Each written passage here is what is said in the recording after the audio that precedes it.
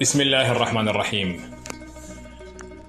عن أبي هريرة رضي الله عنه عن النبي صلى الله عليه وسلم قال: من نفس عن مؤمن كربة من كرب الدنيا نفس الله عنه كربة من كرب يوم القيامة. ومن يسر على معسر يسر الله عليه في الدنيا والآخرة.